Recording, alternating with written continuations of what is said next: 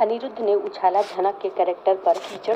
अनिरुद्ध को झनक ने चिल्ला कर दिया जवाब और कहानी में आएगा जबरदस्त मोड़। जी हाँ दोस्तों, स्टार प्लस के मोस्ट पॉपुलर शो झनक के अपकमिंग एपिसोड में हम सभी को देखने को मिलेगा कि जिस तरह झनक पराशर से दूर हटकर बात करती है, अनिरुद्ध को शक होता है। वहीं जब कमरे में झनक आती है तो अनिरुद्ध से बताती है कि उसके कोख में अनिरुद्ध का बच्चा पल रहा है, जैसा कि पराशर गांव छोड़कर जाने की बात कहता है। झनक उसे समझाती है और उससे दूर जाकर बातें करती है और वहीं अनिरुद्ध के सामने ही पराशर ये कह देता है कि उस बच्चे का अच्छे से ख्याल रखना। ये सुनकर अनिरुद्ध को थोड़ा डाउट होता है, लेकिन पराशर को झनक जब वो बोलती है कि तुम शादी कर लो और आप यहाँ से जाओ नहीं, जहाँ पराशर कहता है कि किस हक से मुझे समझा रही हो। झनक कहती है कि दोस्त होने के नाते मैं आपको समझा रही हूँ, आपको इस तरह से अपनी जिंदगी बर्बाद नहीं करनी चाहिए। वहीं पराशर वहां से चला जाता है। इधर जब अनिरुद्ध झनक के साथ कमरे में होता है तो झनक से पूछता है कि पराशर आखिर किस बच्चे की बात कर रहा था, जहां झनक खुश होकर अनिरुद्ध को बताती है कि मैं मां बनने वाली हूं।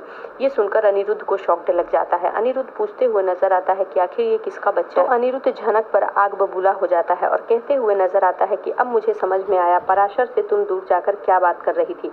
पराशर इसलिए चाहता था कि हमारी शादी हो जाए ताकि उसके और तुम्हारे नाजायज औलाद को एक बच्चे के पिता का नाम मिल सके। तो किसी का भी पाप मैं अपने सर नहीं रखूंगा और मैं अपना नाम नहीं दूंगा।